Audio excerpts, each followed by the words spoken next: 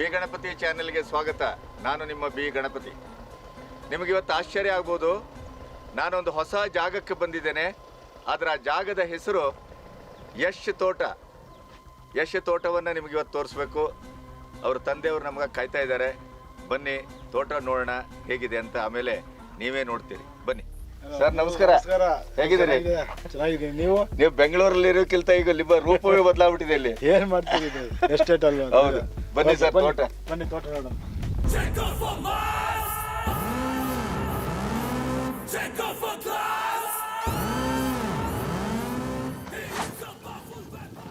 ಹೊಸ ಜೀಪು?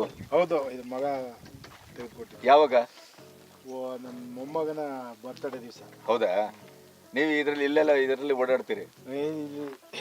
ಮೈಸೂರು, ಬೆಂಗಳೂರೆಲ್ಲ ಇದ್ರಲ್ಲೇ. ಹಾಂ. ಸರಿ, ತೋಟ ಮಾಡಿ ಎಷ್ಟು ವರ್ಷ ಆಯ್ತು? ಇದು 4 ವರ್ಷ ಆಯ್ತು. ಹಾಂ. ಇದು ಮೇನ್ ಗೇಟು? ಇದು ಮೇನ್ ಗೇಟ್. ಒಟ್ಟು ಎಷ್ಟು ಗೇಟ್ ಇದೆ ಈ ತೋಟಕ್ಕೆ? 3 ಗೇಟ್ ಇದೆ. 3 ಗೇಟ್ ಇದೆ. ಹಾಗಾದ್ರೆ ಹೋಗೋಣ ನಡೀರಿ.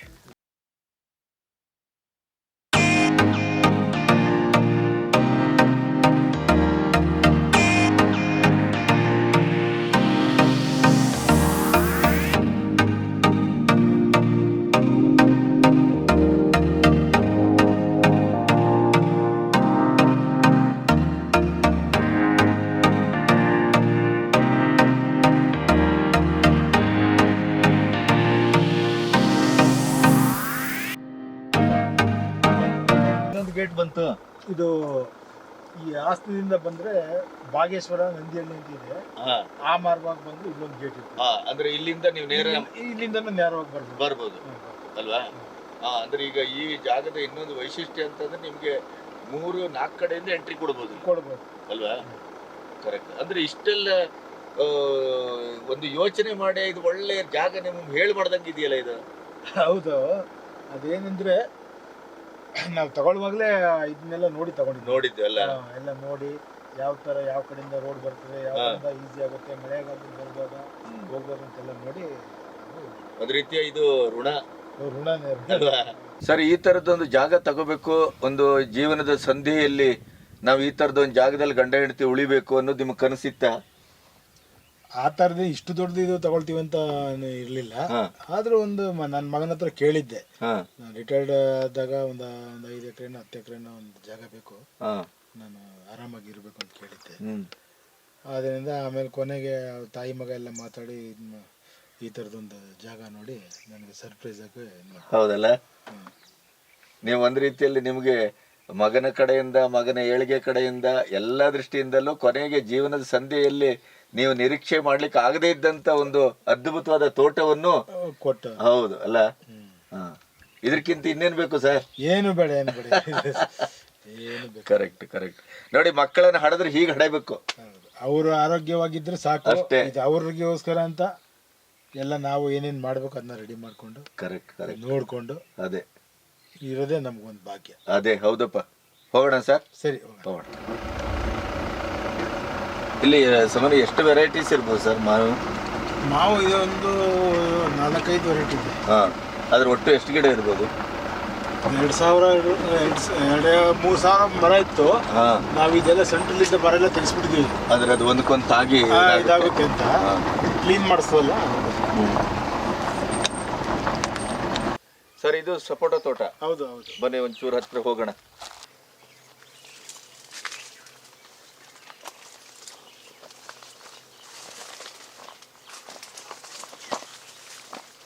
ಸರ್, ಇನ್ನು ಯಾವಾಗ ಇದು ಕೊಯ್ಯೋದು?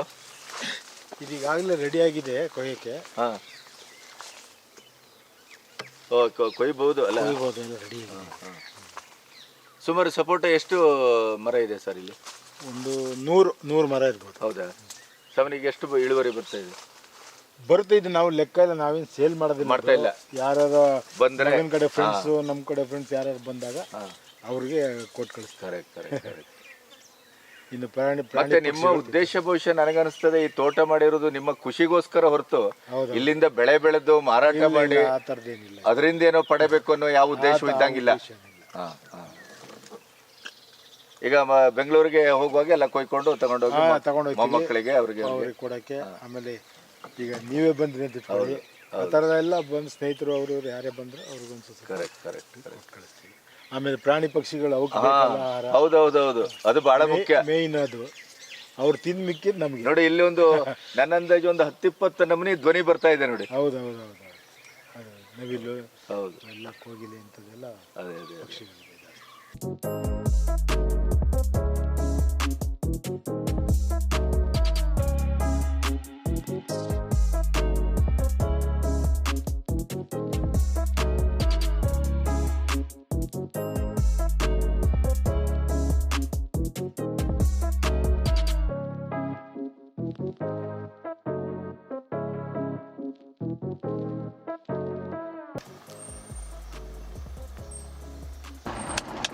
ಈಗ ಅದರ ಮಧ್ಯದಲ್ಲಿ ಉಳುಮೆ ಮಾಡಿಸಿದ್ರಲ್ಲ, ಏನಾದರೂ ಮಾಡ್ತೀರಾ ಬೇರೆ ಇನ್ ಬಿಟ್ವೀನ್?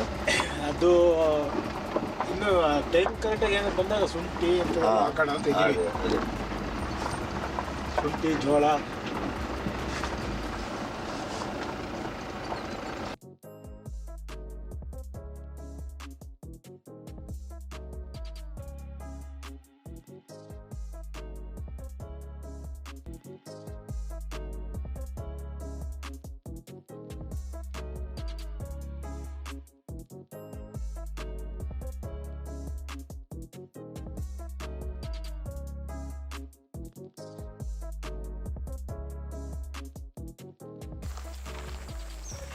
ಸರ್, ಈಗ ಇಲ್ಲೆಲ್ಲ ಏನು ಹುಣಸೆ ಗಿಡವಾ? ಇದೆಲ್ಲ ಹುಣಸೆ ಫ್ಲಾಟ್ ಇದು.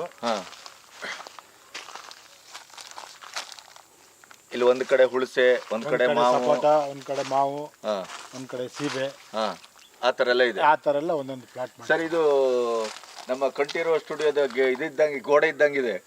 ಇದೇನು ಇಡೀ ಸುತ್ತ ಹಾಕ್ಸಿದ್ರಾ? ಸುತ್ತ ಹಾಕ್ಸಿದ್ವಿ. ಯಾಕಂದ್ರೆ ಇದು ಸುತ್ತ ಹಳ್ಳಿ ವಾತಾವರಣ. ಹೌದು, ಮಗ ಏನಾರು ಬಂದ ಹೌದೌದು, ಪ್ರೊಟೆಕ್ಷನ್ ಬೇಕಾಗ್ತದೆ ಅಂತ. ಮತ್ತೆ ಈ ಪ್ರಾಣಿಗಳು ಗಿಣಿಗಳೆಲ್ಲ, ಪ್ರಾಣಿಗಳು ಇದು ಸುತ್ತ ಫಾರೆಸ್ಟ್. ಹೌದು. ಇಲ್ಲಿ ಸಾಮಾನ್ಯ ಯಾವ ಪ್ರಾಣಿಗಳೆಲ್ಲ ಇದೆ ಸರ್? ಇಲ್ಲಿ ಹಂದಿ, ಮೊಲ, ಆಮೇಲೆ ಇದು ನವಿಲುಗಳು ತುಂಬಾ ಇದೆ. ತುಂಬಾ ಇದೆ. ಈ ಯಾರು ಬೇಟೆ ಗಿಟೆಗೆಲ್ಲ ಬಂದು ತೊಂದರೆ ಕೊಡುದಿಲ್ಲ? ಇಲ್ಲಿ ನಮ್ಮ ಇದ್ರೊಳಗೆ ಯಾರು ಬರೋದಿಲ್ಲ, ಹೊರಗಡೆ ಬರ್ತಾರೆ, ಅದು ನಮ್ಗೆ ಸಂಬಂಧ. ಅದೇ ಅದೇ.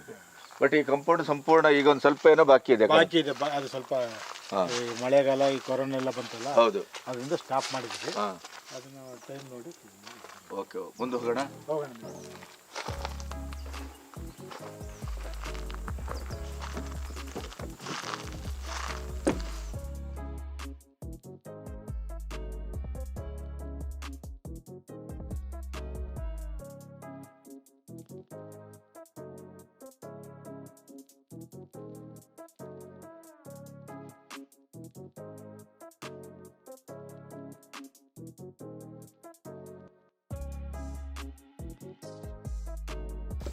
ಸರ್, ಈಗ ನಾವು ಇಲ್ಲಿ ಜಸ್ಟ್ ಈಗ ಇದ್ರದ್ದು ಏನು ತೇಗದ ತೋಟವನ್ನ ದಾಟಿ ಬಂದೆವು. ಬಹುಶಃ ಇಲ್ಲಿ ತುಂಬಾ ಜಾತಿ ಮರಗಳಿದೆ ಅಂತ ಅನಿಸ್ತದೆ ಅಲ್ವಾ? ಇದೆ, ಗಂಧ ಇದೆ, ನೀಲಗಿರಿಸ, ಬೇವು, ಈ ತರ ನೇರಳೆ ಗಿಡ ಎಲ್ಲ ಇದೆ, ಸುಮಾರು ಗಿಡಗಳು. ಅದೇ ಅದೇ. ಇದು ನೀವು ತಗೊಳ್ಳುವಾಗ ಯಾವ ಸ್ಥಿತಿಯಲ್ಲಿ ಇತ್ತು? ಇದು ಒಂಥರ ಫಾರೆಸ್ಟ್ ಇದ್ದಂಗೆ ಇತ್ತಿದ್ದು. ನಾವು ತಗೊಂಡು ಇದನ್ನೆಲ್ಲ ಕ್ಲೀನ್ ಮಾಡ್ತೀವಿ. ಹೌದಲ್ಲ, ಈಗ ಇನ್ನೂ ಹಂತ ಹಂತವಾಗಿ ಕೆಲಸ ಮಾಡ್ಬೇಕಲ್ಲ? ಹೌದೌದು, ಇನ್ನು ಕೆಲವೆಲ್ಲ ಲೆವೆಲ್ ಮಾಡೋದಿದೆ. ಹೌದು, ಈಗ ಕೆರೆ ಎಲ್ಲ ರೆಡಿ ಮಾಡಿಸಿದೀವಿ. ಆ ಥರ ಎಲ್ಲ ಪ್ರತಿಯೊಂದು ಮಗ ಒಂದೊಂದು ಬಂದು ಎಲ್ಲ ನೀರಿನ ಪೈಪ್ ಲೈನ್ ವ್ಯವಸ್ಥೆ ಆಗಬೇಕು. ಅವನು ಇನ್ನು ಫ್ರೀ ಇಲ್ವಲ್ಲ, ಅದರಿಂದ ಸ್ವಲ್ಪ ಈ ಕಡೆ ಅವನು ತಲೆ ಹಾಕಿಲ್ಲ. ಕರೆಕ್ಟ್. ಫ್ರೀ ಆದ್ಮೇಲೆ ಅವನೇ ಬಂದು ಎಲ್ಲ ಮಾಡ್ಬೇಕಂತ ಅವನೇ ಮಾಡಿ ರೆಡಿ ಮಾಡಿಸ್ತಾನೆ. ಮುಂದೆ ಹೋಗೋಣ. ನಡೀರಿ, ಮುಂದೆ ಹೋಗೋಣ.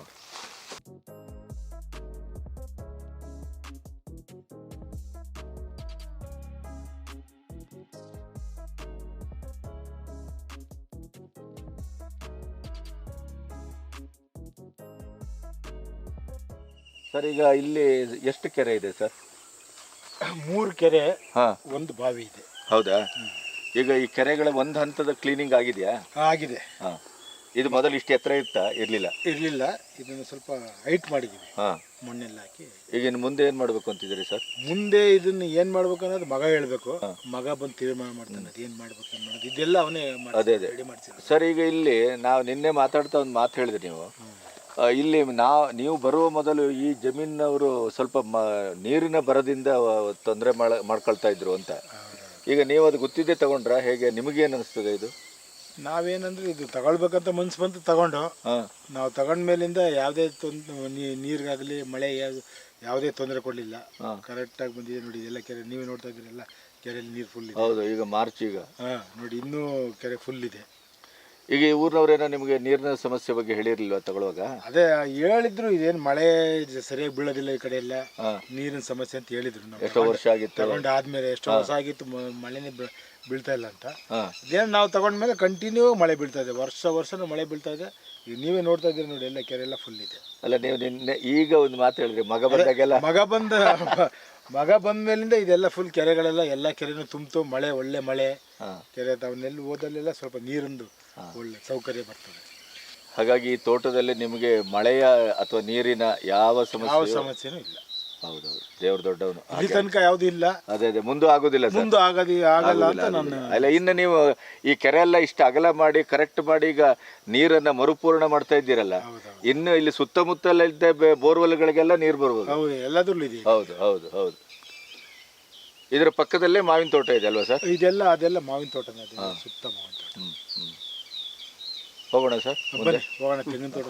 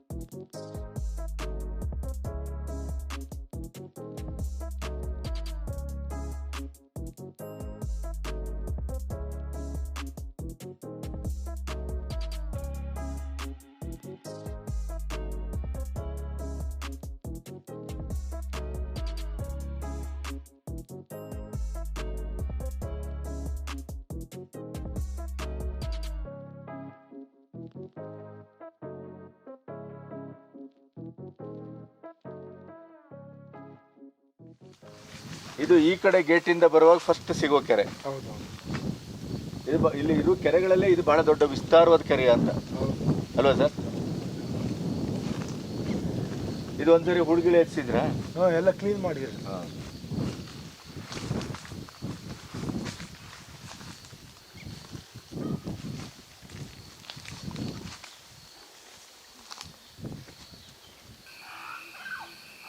ಇದು ಮಳೆಗಾಲದಲ್ಲಿ ತುಂಬಾ ಹರಿದು ಬಿಡ್ತದೆ. ಹೌದೌದು, ಕೋಡಿ ಆಗಿರ್ತದೆ. ಕೋಡಿಯಾಗಿ ಹರಿದು ಬಿಡ್ತದೆ ಅಲ್ಲ ಸರ್? ಈಗಲೂ ಸಣ್ಣ ಹರಿವು ಇದೆ ನೋಡಿ, ಅದಕ್ಕೆ ಅಲ್ಲ ಹರಿವಿದೆ ಸ್ವಲ್ಪ.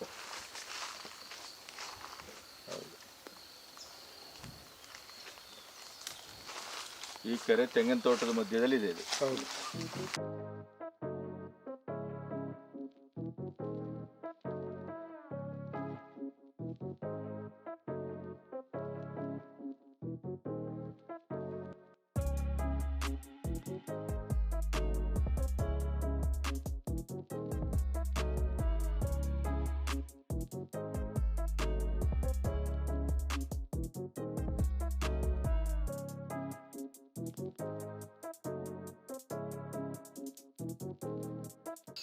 ಸರ್, ಇದು ಒಂದು 70 ವರ್ಷದ ಬಾವಿ ಅಂದ್ರಿ ನೀವು, ಹೌದಾ? 50-60 ವರ್ಷ ಆಗಿರ್ಬೋದು. ಚೆನ್ನಾಗಿ ಹೇಳಿದ್ದಿಲ್ಲಿ ಸುತ್ತಮುತ್ತವನ್ನೆಲ್ಲ ಮೊದಲು ಹೇಳಿದ್ದು. ಇಲ್ಲೆಲ್ಲ ಇಲ್ಲಿಂದಾನೆ ನೀರು ಕುಡಿತಿದ್ದು. ಬಹಳ ವರ್ಷದಿಂದ 50-60 ವರ್ಷ ಇತಿಹಾಸ ಇದೆ. ಇದು ಯಾವತ್ತೂ ಆರೋದಿಲ್ಲ, ನೀರು ಆರಿಲ್ಲ ಅಂತ ಹೇಳಿ. ಇದನ್ನ ಇನ್ನು ಹೂಳೆಲ್ಲ ತುಂಬಿದೆ. ಇದು ತುಂಬಿದೆ, ಇದೊಂದ್ಸರಿ ಕ್ಲೀನ್ ಮಾಡಿಸ್ಬೇಕು. ಇದರ ಆ ಕೆರೆಗೆ ಇಂಟರ್ ಕನೆಕ್ಟೆಡ್ ಅಲ್ಲ ಇದು? ಹೌದು, ಇದು ಮಳೆಗಾಲದಲ್ಲಿ ಅಲ್ಲಿ ಹೋಗೋಣ. ಸರಿ.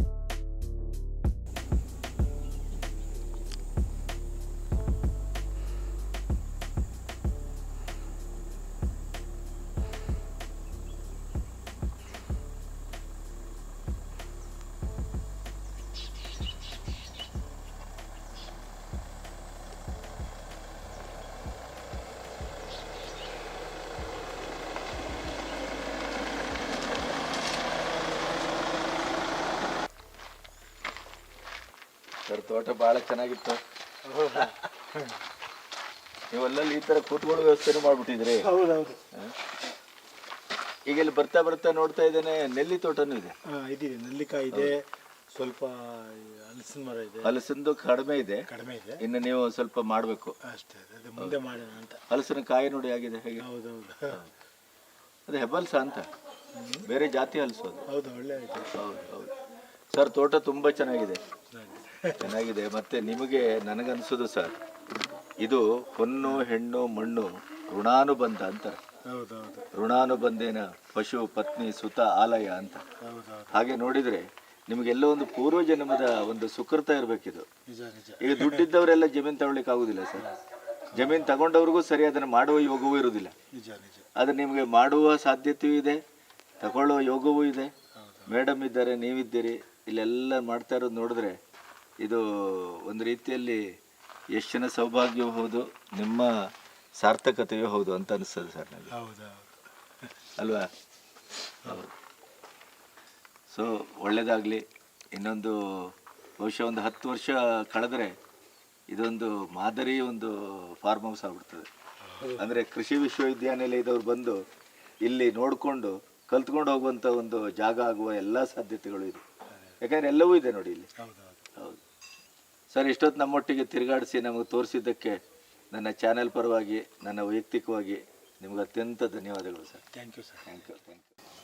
ಪ್ರಾಯಶಃ ಯಶನ ತೋಟವನ್ನು ಒಂದ್ಸರಿ ನೀವು ರೌಂಡಪ್ ಹಾಕಿ ಬರಬೇಕು ಅಂತಂದರೆ ಅವರ ತಂದೆಯವರೇ ಹೇಳುವ ಪ್ರಕಾರ 5 ಕಿಲೋಮೀಟ್ರ್ ಬೇಕಾಗತ್ತಂತೆ. 5 ಕಿಲೋಮೀಟ್ರ್ ಅಂದರೆ ಇಲ್ಲಿ ಯಶು ತೋಟವನ್ನೂ ನೋಡ್ಬೋದು, ಅದರ ಜೊತೆಗೆ ಬೆಳಗ್ಗೆ ಎದ್ದು ಹೊರಟು ಒಂದು ರೌಂಡ್ ಹಾಕಿ ಬಂದರೆ 5 ಕಿಲೋಮೀಟ್ರ್ ವಾಕ್ ಆಗುತ್ತೆ. ಅವರು ಇಲ್ಲೇ ಜಿಮ್ಮನ್ನು ರೆಡಿ ಮಾಡ್ತಾ ಇದ್ದಾರೆ. ಆಮೇಲೆ ಬಹಳ ವಿಚಿತ್ರವಾದಂಥ ಅನುಭೂತಿ ಅಂದರೆ ಅವರ ತಂದೆಯವರ ಜೀಪಲ್ಲಿ ನಾವು ಈ ಇಳಿ ಸಂಜೆಯಲ್ಲಿ ಒಂದು ರೌಂಡು ಹೋಗಿ ಬಂದೇವಲ್ಲ, ಬಂಡೀಪುರಕ್ಕೆ ಹೋದಾಗ ನೀವು ಅಲ್ಲಿ ದುಡ್ಡು ಕೊಟ್ಟು ಸಫಾರಿಗೆ ಹೋಗ್ತೀರಿ.